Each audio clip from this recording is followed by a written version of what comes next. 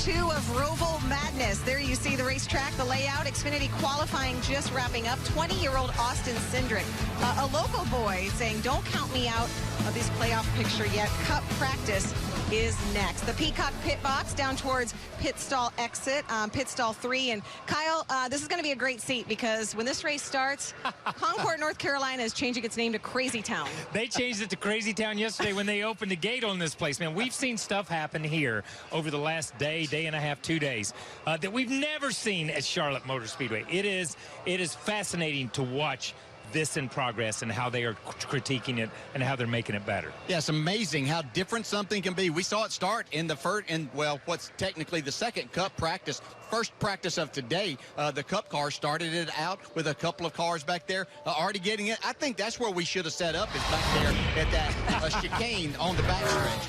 And this is going to start Bubba Wallace, who had a tough day yesterday, but he just thought that was tough. He didn't actually hit anything yesterday. But you can see this tire barrier is winning every fight these drivers try to put up because it's destroying these race cars. And you get through there trying to carry so much speed. And unfortunately, he lost. Yeah. Yeah, it was pushed so far back. Another guy who had trouble yesterday and today, Eric Jones. Yeah, and you see Eric Jones following somebody. We've not seen a lot of people follow that close. Jones just is a little bit outside right here. But watch this. It's not the tire barrier for me. He hits the ripple strips, then he hits these turtles, these blue things. Look how high this car gets in the air because the turtles launch it up into the air. He's got no ability to steer this thing. Watch. Boom, there's the blue things. Boom, he's in the air right there. It's like a ramp, you know. So the tire barrier is an issue because we've seen guys get into it. But I believe the blue turtle things right there on exit are a little bit of an issue also. Well, check out the view of this from the in-car sitting on pit road. Yeah, this is Spencer Gallagher as they started qualifying. I don't know if he just got in there way too hard, locked the brakes up, and hit head on, destroyed that race car also. Fortunately, he was okay. So taking a look there as the track and everyone's kind of continuing to look at things, the tire pack. And you know what they say, Kyle, when they hit those turtles? Oh, God. What did they say? Shell. Shell. Yeah, but that was a great shot. That was a great shot. You see them adjusting the wall there, and I think they're going to try some stuff with the tire barrier. But I will go back to what I said earlier. It's not the tire barrier. These guys are, getting into it. But those blue things, the things that they're referring to as turtles, just on the other side of the ripple strip. On the exit, when you hit that and the car gets in the air, you as a driver, yes, it's gonna absolutely devastate a car. But at the same time, you as a driver don't have the ability to drive and steer the car when it's in midair. There's nothing you can do. So I think that's probably just as big an issue, having those out there that far. Maybe they ought to move those in and leave the tire barrier out there. Yeah. That's just a suggestion. Yeah, I'm not sure. You know, this is all a work in progress. Yes. So we see this 17 turns and, transforming all of this and the drivers trying to learn what they can and can't do there. We've been told that they're actually going to move that tire barrier. They're going to angle it a little bit differently to see in this final Cup practice to see if that may help the exit of that. I think the biggest issue, in my opinion, is that there's not enough of a turn to begin with chicane, so they're just carrying so much speed, and as they try to continue to push the issue. And we talked about this morning in our meeting that they haven't even started following each other through there yet. And we saw exactly that scenario with Eric Jones kind of lost the front. And you can't see through there to know exactly where you are. You're just following that car, hoping he's leading you in the right direction. So we'll see.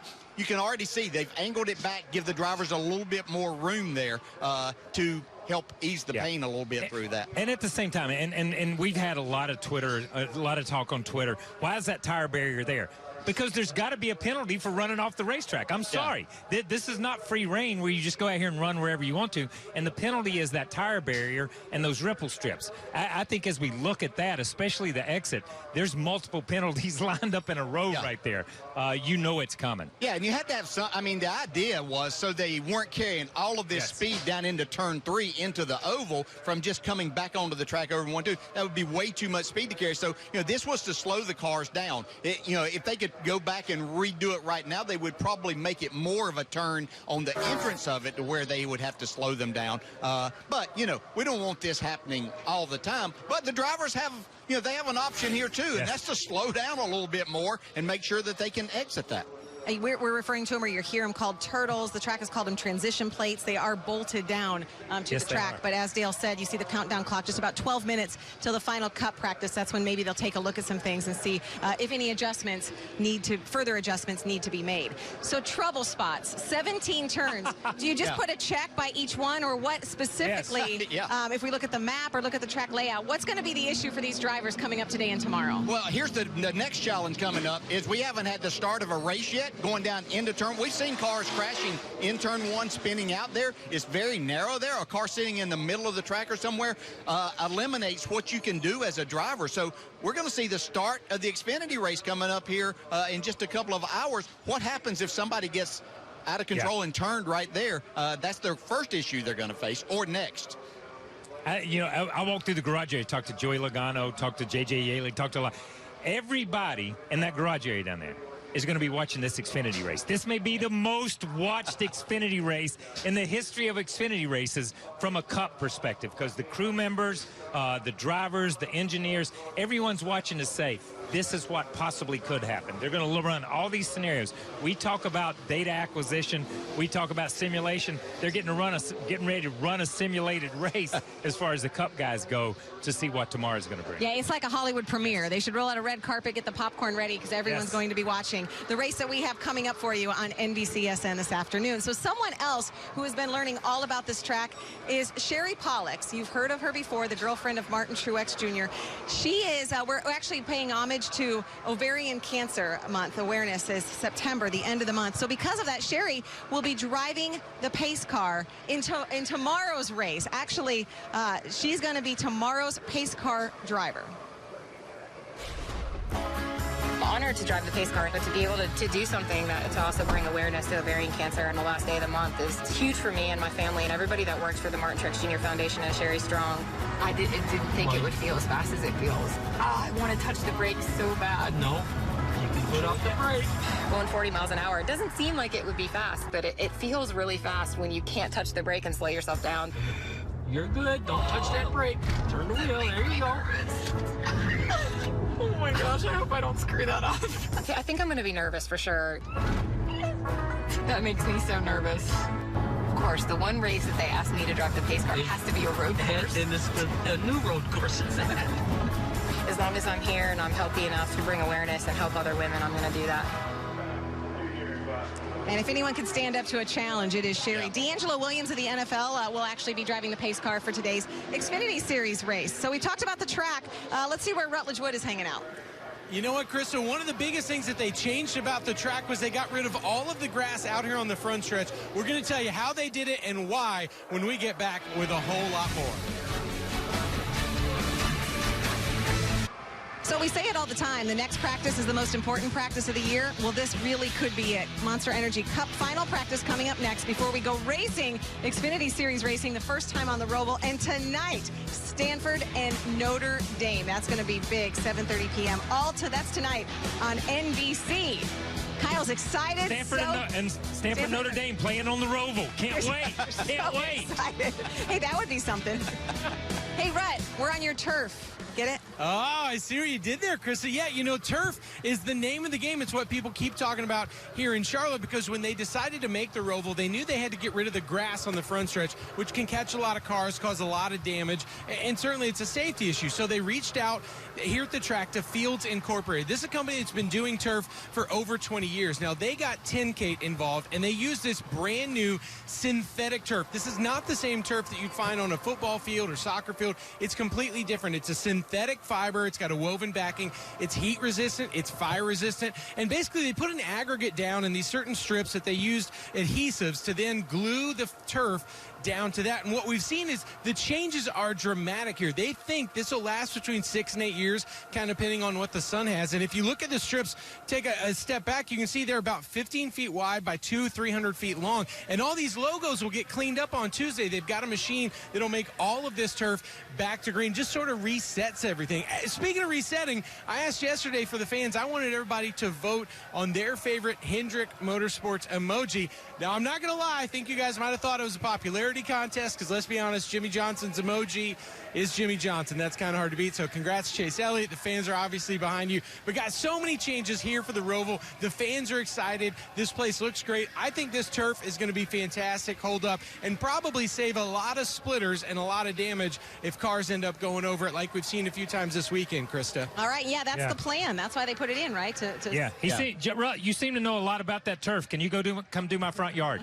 I'd be happy to. I can get you on a maintenance cycle with Fields Maintenance. We'd be happy to take care of it. All right, let's remind you the Cup standings. Again, this is an elimination race. That's crazy. We don't even know what's going to happen, but those bottom 4 drivers, whoever's in the bottom 4 at day's end tomorrow, Dale. Yeah, it's going to be an elimination race for sure in a number of ways, I believe. So it's just kind of pick your poison as to how hard you want to go at this. But you can see there is nobody. Kevin Harvick, still in the white there, but just basically starting the race and finishing the first segment. He's going to be okay and moving on. I think everybody else has to really look at this and see exactly how they're going to attack this place, KP. I agree. I think we've had elimination practices. If you look at how practice has gone so far, with so many incidents. But if I look at Joey and Eric, they're borderline, but Kyle Larson back, man, you've got to make something happen. Yeah, and Denny Hamlin, who's struggled with this place so far, he's basically in a must-win situation. Is Eric Jones in that? Now he's got a backup. Both those guys in backup cars now. So a lot of work to be done. So really, it's a race of survival. I mean, I know you want to be the car that you walk away from the racetrack as the fastest, but knowing so many guys could have problems like we saw in Las Vegas, we wouldn't have thought that would be a race of trouble and attrition, but it was. So someone like a Denny Hamlin, a Jimmy Johnson, has to just finish the race. Yeah, you have to finish, and I think, certainly Jimmy Johnson is good at understanding all of that, and he's much closer to be able to do that. So how do you go about that? If you're Denny Hamlin and Eric Jones, we don't know how these stages are going to play out, but do you try to make sure that you gather stage points just to get yourself enough points to get into that last part of the race? Yeah, and that's the problem with those two guys. They've got to gather stage points, almost maximum stage points every stage, and almost win the race to even make a dent in where they're at. Oh, yeah, sounds so easy. Jimmy Yes. Johnson did qualify well. Denny Hamlin did not, going to the back. So we know it's going to be crazy. Final Cup practice is coming up next here on the Roval. What happens here is going to dictate whether a driver gets a good night's sleep or not. And it is going to happen right now. We will see you back here again for pre-race for the Xfinity Series in just a little bit. It's final practice for the Monster Energy Cup Series from the Charlotte Roval, and every driver wants to get out on track because there have been some changes. As a matter of fact, the change to the road, or the wall on the chicane on the backstretch, has now been moved. You can see on the track there is a white line where it used to be, where the end of that used to be, and now they have moved that back, looks like about 4 to 5 feet, Steve. Yeah, so basically this has been the #1 hot topic of the week, is this backstretch chicane. There's just not a lot of room. We've seen guys, so on the left is how it was in practice. You see the distance from there to there. It's about a car width or so, maybe half a car width. But Junior, the question is, what we now see are those blue curbs. Is that going to be enough of a deterrent to keep the cars away from that wall, or are they just going to move farther left and take all the real estate they've been given? I like the idea that we're going to find out. I'm glad NASCAR's doing this. Obviously, look at the wall. If we leave it where it is, we're going to have much of a wall when this race starts Sunday. So it's a good thing to try to move this out of the way. See if those blue curbs are enough to keep the drivers from cutting that corner. If they go over those blue curbs, we've seen it. Damaged cars already this weekend. Maybe that's just all we need there. And so we'll save some of these guys some of the heavy damage we're seeing when they contact that tire barrier. First 10 minutes of this practice, what we are going to see for sure is guys practicing starts and restarts, because that is what the first 10 minutes of this practice has been designated to do for these drivers. So you're seeing them move a little bit slower through this chicane. They're going to come up through turns 3 and 4 of the oval, which is turns 13 and 14. And they don't have to go on the chicane on the front stretch, that kink that's on the front stretch. They will not have to go through that, because they're going to be right now practicing restarts. So they'll come into the restart zone, which you can see. Yeah, they're looking at their tacks, keeping their cars at pit road speed. They're getting this restart zone there. You can see the 4-car in that restart zone. He'll do a launch and see how comfortable he is and how fast he is going into turn 1. So they kind of know when to slow down, how much to slow down on restarts for that turn 1. Not sure they all got the memo. A few of them decided that they wouldn't try the restart practice, which is what NASCAR has said that they should do during this practice session. The reason why I think that they want to do this is because they feel like that they're, since we can bypass this kink on the front straightaway and restart in this normal zone, they may be going faster into turn 1 than they would otherwise by using the kink. So it gives these drivers an opportunity. They ask for this. It gives them an opportunity to understand how much speed they're carrying into turn 1 on restarts alone. So let's go through this one more time. There's a lot of new things here at the Roval. Well, this is what the Roval looks like. 17 corners. You go through the infield section, second gear most of the way, up on the banking, down into the backstretch chicane. That's where we mentioned the wall had moved. But here's the difference. When you run the racing line, you have to go 15, 16, 17. But for restarts, the drivers said, listen, we don't want to restart in that chicane. We're going to restart on the tri-oval like we would for an oval race here. Because of that, maybe not the front row, but the 5th row, 8th row, 10th row, they're going to actually be carrying more speed into turn 1 than they perhaps would at speed. That's why we're having this restart practice. And the reason why they're missing the kink for the restarts is I believe, because it allows everybody to have the same opportunity on a restart. Half the field won't be going through the kink. And guys, you watched Joey Logano heading out, and we talked about that tire barrier on the backstretch. We're doing restart practice right now, as you guys mentioned. I just asked Kyle Larson a moment ago. I said, is that going to be any different for you guys? He said, I honestly don't think so. So, Junior, to your point, he told me those blue curbs are a big enough deterrent. I don't want to get airborne, he told me, so I'm going to avoid that anyway. That's just going to keep us from destroying race cars in this final practice session and during the race tomorrow. Yeah, and the replays that we've seen from the cars going over those final 2 strips of blue curbing, they launch in the air right before they make contact with that tire barrier. So the car's flying through the air. It's probably going to bend the splitter, probably going to damage the car enough to deter guys from going over that particular part of the racetrack without even needing that tire wall there. Well, here's the proof. Let's see. First car, a little bit of the blue curbing. Joey Logano, the blue curbing. Once again, I'm looking at the bottom of the screen where that tire wall has been moved to the right, to driver's left. Right here, we're going to see how many guys. Most are playing nice. The 21, it's through there. So far, so good. I think the question is, I guess I have to agree with Joey Logano. That blue curb looks pretty scary looking. I'm not sure the left front corner of the race car could continue to hit that all day long. And now it looks like they have a little bit more space, although instantly, Rick, looks like they're already taking about a foot of it, right? You started laughing. Yeah. If you give them a foot, they will take 2. And they have given them, at least so that they don't hit that wall, they've given them about 4 feet. The wall has moved. You can see on the track where it used to be, and the white line, and they've moved it back now to this new position. And again, NASCAR is trying this. NASCAR and the track want to see if this is a better situation than what we saw in practice earlier today when Bubba Wallace came through here and straightened up and just destroyed that race car. But he wasn't the only one. Bubba hit that wall very hard, tore the whole front end of the car off. The 20 of Eric Jones moved out of line, and he did this to his car. So can I make a prediction? An unpopular prediction. By the end of this practice, they're all the way back to the wall. I don't think the blue curve is going to do that. Let's see. Gosh, that is quite a shot. Watching that replay, you see how much it launches the 20 car in the air before you ever make contact with a tire wall. So, yeah, I think by moving that wall out of the way, it does allow guys to cut it a little bit, but they're not going to want to jump that whole blue curve. Yeah, I would agree with that, maybe. It looks like you could hit the first blue curve, but you don't want to line up where you hit the second. Oh, there you go. That's the first curve. Yeah, I think you can hit 1. Don't want to hit 2. The other thing, too, is when I think we're going to see a lot more of the issue that Eric Jones had. It's a blind. You can't see the surface of this racetrack when you're behind somebody. You can't see where the curbs are, where the painting on the racetrack is. You can't really tell where this chicane is on the racetrack because you're behind another car. So you get offline just a little bit with where the tire wall was originally. They're likely going to get into it. Well, here you go.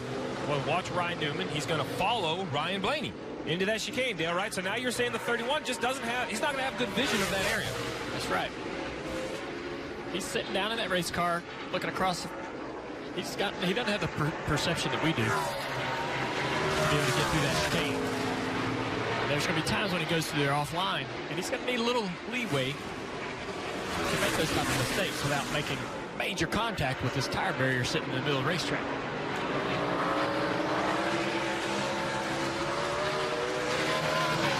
And again, the first 10 minutes of this practice, NASCAR has said that the drivers can miss that front chicane and practice restarts. Few are still doing that. Most did it at least once early, and now are working on this track.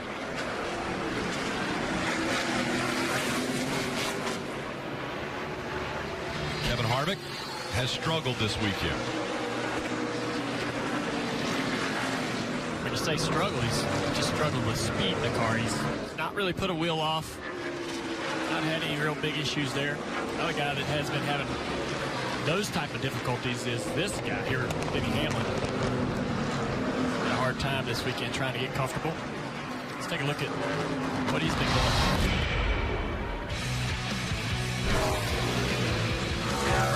Early in the first practice, see what those turtles will do to the car if you hit them the wrong way. And in qualifying, it's loose here, misses the tire barrier, but it's into the outside wall.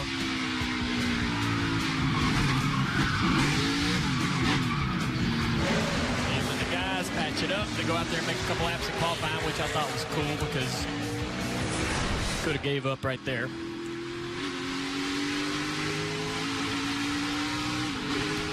And Junior, he's at the bottom of that list. Yep, he's in a tough position. But as a driver, when you get out, you tape that car up, help the guys fix the car. That shows something to them guys. Don't it, Steve? It shows that he ain't ready to give up. Yeah, I mean, it shows, A, he felt awful about the accident, which he's doing his best, and he wasn't ready to give up. He was confident maybe we could get this thing repaired, get a good lap, get a better pit stall. You know, you want to all be kind of in the battle together, and that's what you want to see out of your driver.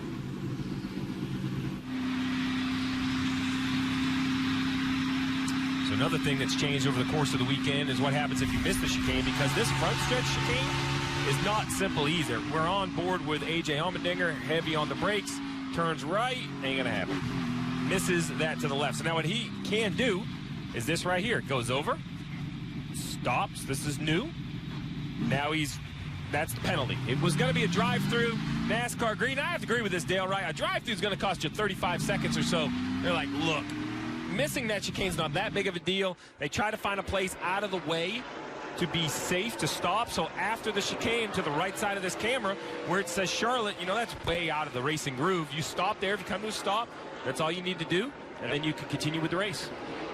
The other one, if you miss the backstretch chicane, you will park more or less where the restart zone is. You'll be on the racetrack. They'll make you do a stop there, and then you can continue on for blowing the backstretch chicane. So that has been a change since we have made it here this weekend to Charlotte Roval as the final practice continues.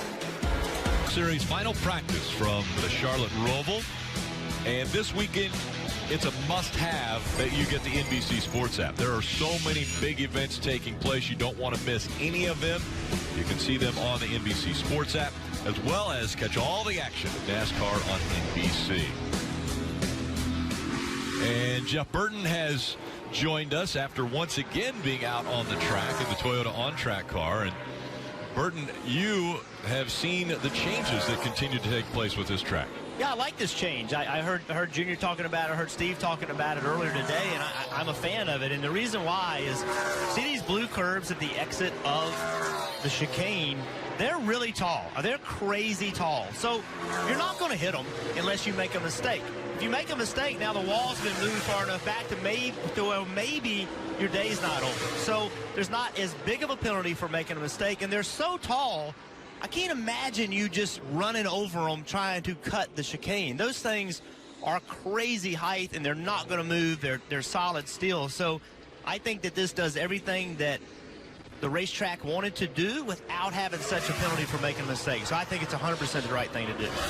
See that right there? Wow. I don't know you're going to be able to do that all day. I mean, Steve, you've worked on these cars and built them and everything else. Can a car take that all day? Man, that's pretty cool. I don't believe so. I believe the left front lower control arm, the left front suspension, the left front splitter over time are, you know, but at least he didn't hit a wall and end his day.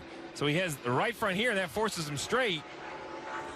But he did go over the left sides on those blue curbs. Well, the second curb didn't really matter because the car jumped over it by about a foot. But I think that was a mistake. I don't think he meant to be on that right side curb that hard, and then he got on the left side curb, and that's what we're talking about. There wasn't a penalty of hitting the wall for making a mistake, so I think it's a good change. And Jeff, it's interesting. During the test, all the teams were cutting it, kind of like we're seeing everybody right now. So what the track did is they went in, and those last three turtles, as we're calling them, or blue curbs, they reinforced. Actually, those are now half-inch thick steel. They weigh 200 pounds each. They're a little bit like triple stronger than the other ones that are there as well. So you see those cars getting launched into the air. That's because those last three curbs, but it's on that front set of blue curbs and the back set of blue curbs, are 200 pounds each. They're throwing the cars literally into the air when you do hit them. So, Junior, to your point, that's a pretty big deterrent. Yeah, I think it bent the splitter on that 17 car. I'd be surprised it's not knocked up on both sides, the right and the left corner. And you don't want to do that here. You got these long corners that you get up a lot of speed. You're going to need that aerodynamics. If you do that too many times, you're going to hurt the performance of the race car enough to make you wish you hadn't. Does this race become a race of attrition now because people are challenging this track and this course? I said it in the first practice today, and I'll say it again. I believe that if I'm a playoff driver entering this race, I believe the playoff field is going to be set by who's in the garage, not what position they're running on the racetrack. So I'm going to tell my driver, look, let's prove it wrong. Let's go the first two stages with mittens on. Let's not take ourselves out. Let's not break our own car. Let's try to avoid every accident possible. I just don't think this is a race you want to attack. So we've been watching Kevin Harvick all week. We haven't seen any speed from him that we would expect. I think we all agree with that. And I'm wondering if this isn't a little bit about how he races Darlington and how he practices Darlington, how he never gets against the wall at Darlington in practice or early in the race. I wonder if he's got himself back down to what he thinks it's going to take to run the entire race. If he's not worried about lap time, he's just trying to create comfort and experience. Well, what do you think it's going to take? And I don't know if that's a reasonable theory or not, but I just not accustomed to seeing Kevin Harvick not have speed, and he's a good road racer, so I have to believe there's a reason. Jeff, I talked to Rodney Childers earlier today, and that's exactly their approach this weekend. They're kind of approaching it as respect the racetrack, don't hit anything, let's just finish. And Rodney told me, listen, we did not have a very good test when we were here a couple of months ago, whatever it was. When we were here, we didn't learn as much as we wanted to learn. So he said, honestly, we kind of treated all day yesterday and today as practice sessions, just wanting to learn as much as we could about the track, our cars, but yes, a very cautious weekend for the 4 team. All they need to do is start, and they advance to round 2, so they're playing it safe. So, Jeff, did Kevin Harvick just wait on Clint Boyer on purpose right here? He lifted out of turn 8, rode slow until the 14 came by. Now he's at speed. Yeah, could be. Trying to learn something from his teammate. He's going to practice a pit entry. Come to pit road. There you go. So that's what it was. Yep.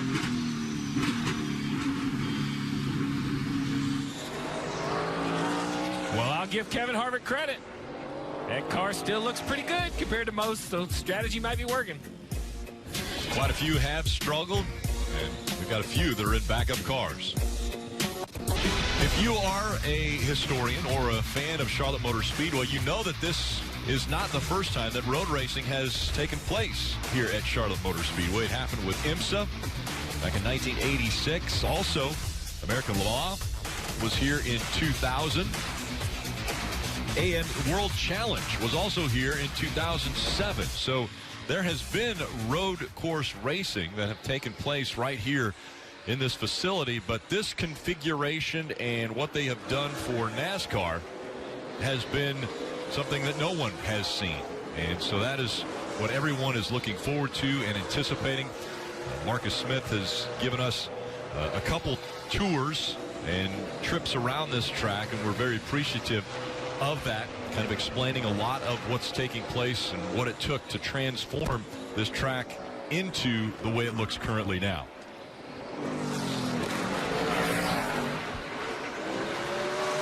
The fact that Jimmy Johnson has run the 24 hours at Daytona and some other races like that, some have said that maybe gives him a little bit of an advantage to be able to do an oval that also has a road course as a part of it.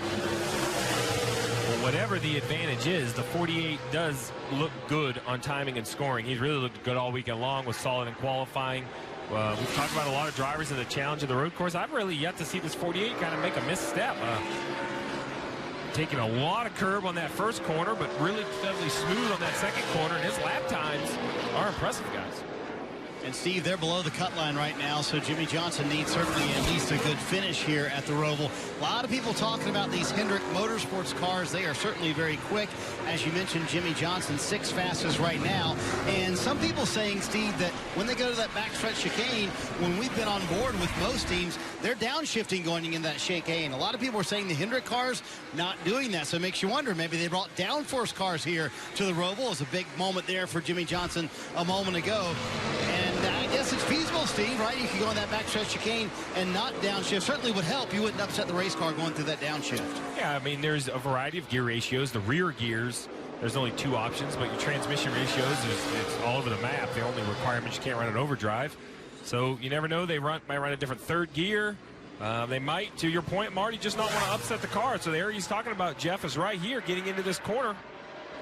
Yeah, the other thing is roll speed. You know, if when you downshift, that slows you down. Maybe they feel like they're better off keeping a more constant speed, just rolling that middle better, just creating a little more center of the corner speed.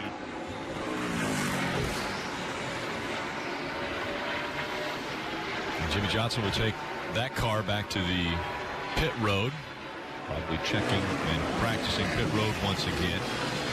Going to get a Goodyear tire sheet and head back to Churchill House and let them take a look at it. Now, Denny Hamlin, he has had an eventful weekend. Yeah, he just had a little more trouble. He's tested out them blue curbs on that back straightaway chicane, Steve, and he's done a little damage to the left front of his car. See how high that splitter is just on that left side edge. Here's a replay of it. So that was live. Let's take a look at the replay. Let me see what you think, Steve. Woo! That's the most we've seen him try to bite off of that curbing, and right? I mean, the idea is to just clip it, and you see he's much straighter than the car behind him. I think what we're trying to accomplish here or understand is the blue curbs are enough of a deterrent. The tire wall can be out of the way. Let me ask you drivers, if you were to be turning back right there to the left, would that maybe unload that left side a little bit more so that they wouldn't be going so hard into those blue curbs? Yeah, I don't know. It's just these cars are going to be lower than the Xfinity cars, and they're going through there so fast. They're pinned down on the nose. You're turning back to the right, so that sets the car on that left front tire, gets that splitter down. But too many, once you go through there and knock the splitter up, you lose some aero at this particular part of the track where Denny's at now. Going to get a little tight here. Going to get tight in some areas where you need that left front splitter. When the 31 went through there, we see it bent the splitter up the wrong way, creating lift on that left front. I don't want to, not going to want to do that to your car if you can help it. But it's good that the tire wall's not there, because Denny probably would have hit it toward the left front off his car. That's right. We see a lot of pictures from Watkins Glen and even Sonoma, especially Sonoma in turn 7 of cars with the right sides way in the air hitting that curve there. But I don't think they're going the speed that these guys are going hitting this curve. I don't know. I just don't know we can take it for the entire race, Marty. And guys saw the replay of Ryan Newman a moment ago making that left front contact. You see the damage, and it got all the way back to the rocker panel underneath the 31 there, and then the left front fender as well, and they're trying to work on that section right now. But you can see the damage it does. See where that side skirt should be, where the black kind of stops right before the 31. That's all kind of bent up underneath the car now. So it does significant damage. When we talk about hitting here, it's almost as much what you hit underneath the car as much as you hit outside the car. Well, and it's not just aerodynamics. We're talking about the body and the aerodynamics of the 31. Whew, that's quite a shot. But we saw the 41, the pole sitter in first practice, have a mechanical issue. I think they attributed it to the ECU. Maybe it had nothing to do with the curbing. But, you know, Rick, you could break batteries loose from their connection. You could knock other components. We've heard about power steering issues. I mean, there's a lot of potential. The one thing aside from obviously the aero and messing up the air of the car, but knocking the left side jack post off. Yeah. Like, Steve, if you're a crew chief and the jack post gets knocked off your car, what's the solution? Yeah, you basically have to put the jack all the way into the frame rail, and it's going to slow the stops down 4, 5, 6 seconds. So it can be done, but there's not a lot of options. That's some of the reason why you see the jack post move so far back on the side. One, it's because the balance of the car, how much weight you run on the nose versus the rear, but also because that way it's much easier to clear over a curb. When the front tire hits it first, a little air, and the jack post clears over. I think another issue, too, is that clearly you're accelerating through that rear carousel, which means you're on the throttle. Left side tire comes off the ground. You're full throttle. It sets back down. You can break left rear axles and your day that way as well. Taking a look at fastest times from the Roval. And right now, it's Martin Truex Jr. who has turned the fastest lap. As fans become super fans, you can take your fandom to the next level during the playoffs. Get the latest T-shirts, jackets, hats, die-cast. They're all available at NASCAR.com/shop. Huge weekend, and taking place right now and right here on NBCSN. Xfinity Series countdown to green at 2:30. 3 o'clock is the Charlotte Roval for the Xfinity Series, the second race of round 1 for the Xfinity Series. And a huge event weekend on NBC as well. Stanford, Notre Dame, the last time that those two teams were undefeated and faced each other, the 1925 Rose Bowl, almost 100 years ago. So that clash taking place tonight at 7:30 on NBC. And then the premiere of Saturday Night Live. Should be a great time tonight on NBC.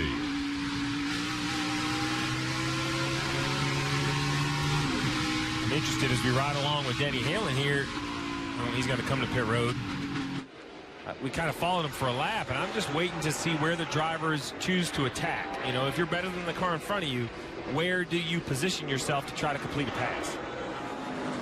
There's A.J. Allmendinger in the 47, and Allmendinger normally very good at road course racing. And so much news as we hear the tires squeaking there as he goes around the track, squealing. So much news coming out of this organization. Jody and Tad Schechter, JTG Doherty Racing announced that A.J. Allmendinger wouldn't be with them at the end of 2018. And then they made the announcement that Ryan Preece will be behind the wheel of the 47 in 2019. So an Xfinity Series driver is going to be making his way up to the Monster Energy Cup Series thanks to the 47 team. I was wondering about Allmendinger and what his plans were, and I thought maybe, you know, he's okay with leaving the Cup Series and maybe going to do some road course racing in IMSA. You know, he's raced in the 24 hours several times and seems to really excel at the road courses, so that's what I thought. But then to hear his interview yesterday after qualifying, he seems to have a little bitterness about losing this ride or this opportunity, and that makes me feel like that he might want to stay in the Cup Series. We see him trying to actively find opportunities for next year to stay in this series. He's a great personality. I've gotten to know him a little bit more over the last couple of years working with him through some sponsor partnerships, and he's got a great personality outside the car, fun guy, good interview, talent behind the wheel. I think with his opportunity at Penske, he was trending toward having a real competitive career in this sport. Had a setback, tried to recover from it, and it's been a struggle over the last couple of years to get some consistency and speed. I think when the cars go through the corners and the tires are making that noise, it sounds like Jetson's car, but not really a squeal. You don't say squeal? Yeah, Squeak. It's more like George Jetson's car, the sound it makes. George Jetson's car. Yeah, I don't know if you guys are listening.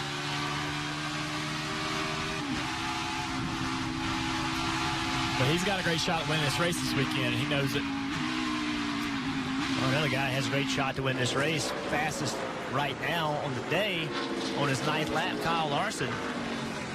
Kyle Larson is a guy that has continued to develop as a road racer. And by the way, after I said that, William Byron went faster than he did, of course, but good job by William Byron. But, you know, Larson is one of those guys, man, that you keep thinking is going to just, you know, can he contend for this championship? If he can get through here and advance and do all the things he needs to do, you get him to Homestead. He's been so good there. And this track, just like for many, could be a major hurdle. Marty? Well, Jeff, there's going to be a lot of different agendas in tomorrow's cutoff race here at the Roval, right? You look at a team like Kyle Larson, they're comfortably above the cut line, and really all they need to walk out of here with 10 to 15 points, a handful of points, and they're good to advance to round 2. So really it depends on your agenda. You've got the 4 guys who have nothing to lose, the guys up front, the guys who must win, and then there's a group like Joey Logano, Kyle Larson, those guys kind of in that group right there, along with Eric Almirola. If they leave here with a handful of points, they're in great shape for round 2. So it really depends on what your agenda tomorrow is as to how aggressive you are in the race. Left of the screen, you see the map that shows exactly where Kyle Larson is, and drivers take us around this racetrack with Kyle. Yeah, up the hill to turn 6, real tight, slow corner. Like that wall and that curve there, downhill into 7. Rolling around into sweeping corner turn 8, which is important. You got to be able to get the power down here because you got a long acceleration through turns 9, through turns 10, and all the way down the back straightaway of the oval into turn 11 where the back straightaway chicane is, Jeff. This is where we've seen all the action so far this weekend. Well, most of the action. Carry a lot of speed on this corner exit now into turn 13, what is normally oval turn 3, middle of those 2 corners, and now heavy braking into 15, this front straightaway chicane. Look how rough it is right there. That's made it really difficult to get your downshifts right, keep from locking the left front tire up and back to the start and finish line. Brad Keselowski lays down a lap, 1:17.73. I'm wondering if this track ain't getting better. You know, we see these tracks every single weekend transition in that final practice. And we see in this track pick up some grip, guys starting to find more confidence out there. Under 13 minutes to go. Here is that everybody is just throwing on sticker tires right now. So you're going to see that a lot of these teams are going to pick up speed as we continue on through this final practice here at the Roval, Rick. The fastest car on the track tried to push it just a little bit too hard, and this is what happens. Coming out of 17, Brad Keselowski now climbing out of the car. Guys, this looks like it almost starts in the right-hander of 16. Get your all's opinions. He takes this right here.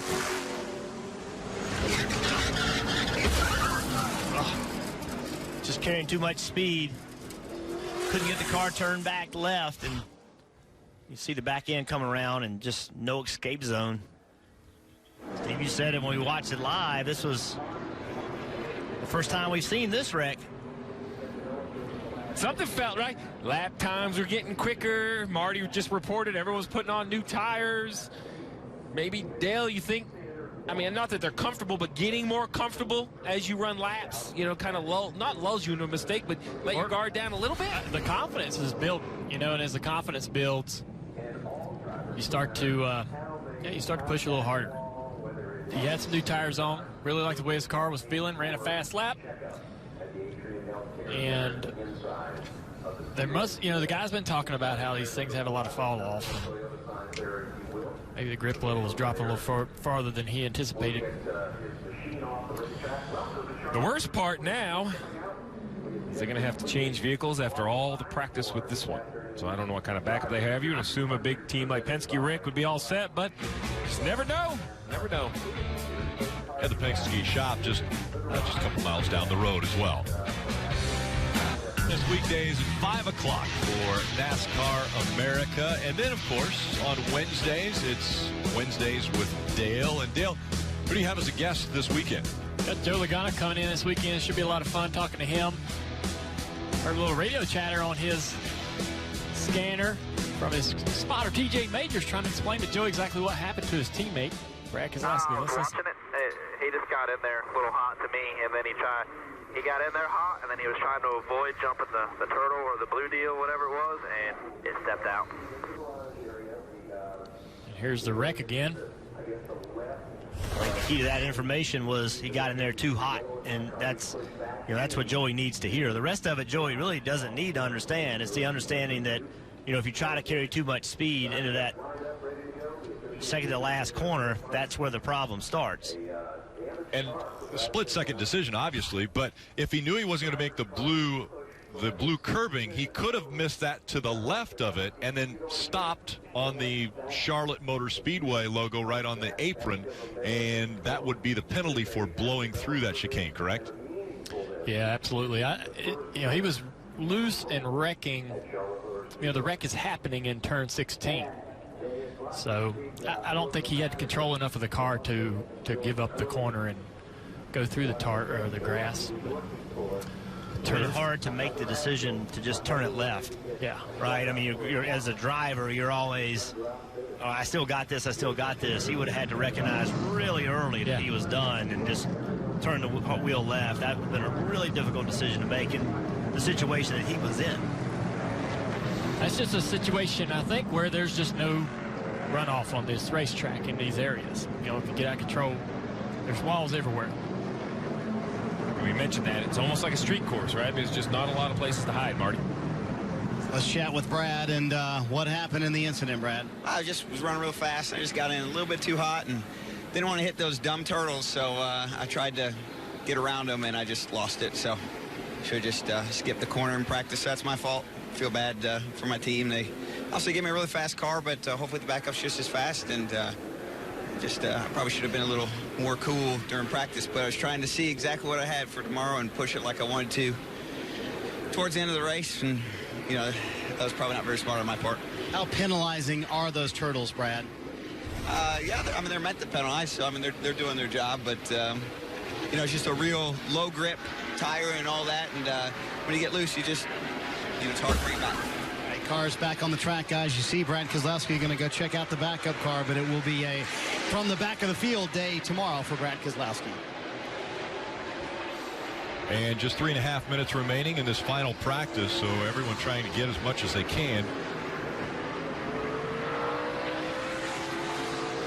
If you got him in your lineup, do you take Brad out, Steve? I still think I had confidence in Brad and his team's ability to put a great car under him tomorrow. Well, I do. I like the fact that he doesn't need this race, right? He's already guaranteed the next round, so he's one of the few that can push the issue and be aggressive. Much like Kevin Harvick here, he's not guaranteed in quite yet, but once he rolls off the grid, he's basically guaranteed in. And, Jeff, I think your analysis of this Ford team is accurate. While they haven't showed the speed, I'm just not sure they're trying to show the speed, right? I think Kevin has a lot of confidence, and he will drive the car how he wants to drive it in practice to know what he needs in the race on Sunday. Yeah, he's one of those guys that'll come up with a plan and stick with it. And I think that's what he's doing. I've seen him do it at other racetracks. I've seen him give up the first part of runs, like at a place like Atlanta. He'll be controlling the restart. Next thing you know, he's running 6th, and he does that. He gives up what he thinks he will ultimately gain. So it wouldn't surprise me one bit that his goal coming in here was to leave these practice sessions, this qualifying session with a car in one piece, and then make all the laps tomorrow and see what he's got. This lap looks a little more peppy, a little more aggressive. Oh, what a great shot of his feet, working the pedals.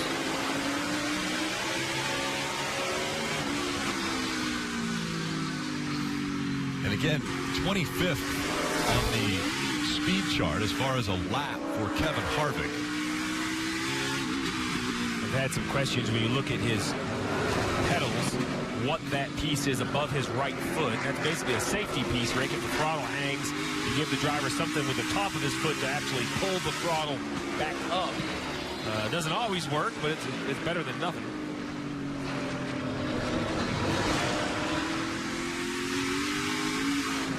Down the hill into 7, and then out onto the oval for Kevin Harvick. Interesting, guys. When we talk about road courses, you think about transmissions being an issue in brakes. I'm not sure I've heard a single comment about brakes around this entire circuit all weekend. Yeah, the inner portion of this racetrack is not a heavy braking section. It's just not. I think that even that back chicane where he just went through, it's just not a heavy braking zone. You're slowing down, obviously, but you're not stopping and making a 90-degree turn. So I just don't see brakes being that big of a deal. The biggest issue is here. I think getting into this chicane, even from locking that left front tire up and wheel hopping it because it's so rough, I think that's the braking zone. That's where if you're going to have problems, it's going to show up. Yeah, well, those big, long corners, the NASCAR oval corners, give you plenty of opportunity to stay off the pedal and get some air to those brakes. Just got to keep the temps down and comfortable. See how he's off the brake before he ever got to the middle of the corner? So watch him. He's off the brake. And it's just not a lot of braking pressure in this part of the racetrack. So, Junior, I watched these laps, and I think to the thing that I can equate it to, I can drive a go-kart around a go-kart track, and I see my lap times when I get done with the lap. Are they looking every single lap at the dash and seeing what their lap time is because the digital dash shows lap times? Oh, yeah. I mean, every driver can't help themselves but look at the lap time if they're not getting it. I would say, hey, tell me the lap time so I don't have to look. I concentrate on what I'm doing. But it's hard to, you kind of want to know how you compare to the rest of the field, how your pace is, whether you're consistent. Of course, you want to look if you got that information. And we just saw the red and black flags being displayed. That means that's it. No more practice from the Roval. Look at the best average time. Brad Keselowski. That was done, obviously, prior to slamming into the front stretch wall, missing turn 17. He will have to go to a backup. It's an elimination race for Monster Energy Cup Series right here at the Charlotte Roval. It's tomorrow on NBC. That race coverage starts at 2 p.m. Eastern. You don't want to miss it.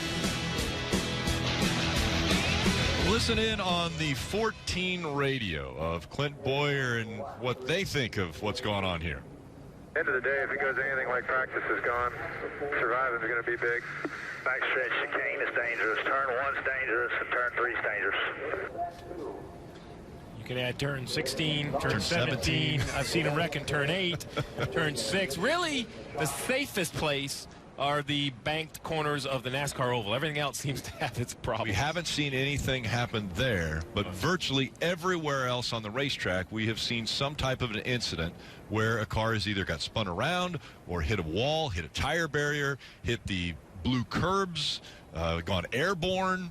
It's been amazing the 2 days that we have seen them on track. Well, we knew it was going to be a challenge. That was the talk of the Roval, is what was going to be the most challenging part. And I think what we found out is really there's no let up. I do think the backstretch chicane, because of its speed, is the most challenging. A small misstep is a major issue. Some other places you can kind of get away with a spin, but I just don't think you can let your guard down. And this has been mostly practice. We haven't seen positions contested. We haven't seen cars being lapped.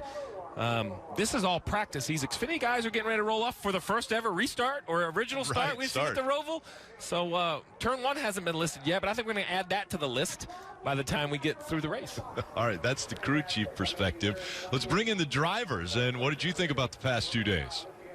I think it's went pretty good. I mean, there's a lot of guys have had a lot of trouble, but really coming into this, there were so many unknowns. Nobody knew if this track would even work or not. So far, I think everybody's looking forward to some great racing in the Xfinity Series today and tomorrow in the Cup Series. We got a great racetrack. These guys are starting to figure it out, and we're gonna, it's gonna be an exciting race. So far so good. We've learned a lot, got some tore up stuff, but we made it to time to race the cars. You guys get to park these things in the garage and get them ready for the race. I'm thinking that if I got through this practice without wrecking, I'm happy. Yeah. Like I've got a car in one piece, and I just think the unknowns, and I think perhaps the most watched Xfinity race from the Cup guys is going to be today. I think there's so much to learn. Turn 1, like those guys just said, hasn't been listed as a major issue, but wait till the restart happens. You got to go in there, and it's 20 rows long and 2 wide deep, and it's just, to me, it's going to be crazy to watch and see what happens there. But I just don't know that there's a safe place anywhere, even on the banking. Once everybody gets on the racetrack, that's going to become a passing zone if you can get off this last corner good, that's going to be a place you can pass. So I think everywhere is going to be dangerous. But Marty's with a driver. He might have a different opinion. Well, I don't know. Let's see what he says. And I have looked at Clint Boyer's car. There are no scratches on it, none whatsoever. What are your thoughts on the Roval? Gotta keep it that way. That's kind of the name of the game, is just, stay out of trouble. I mean, it's so easy to overstep and get yourself in trouble. You got to be respectful of this place. You got to attack. That's the hard thing, is you got to drive it hard, or you won't make the lap time. But you step over the edge at least a little bit in about any corner. I mean, we've seen it. Everybody's had trouble in damn near every corner out there.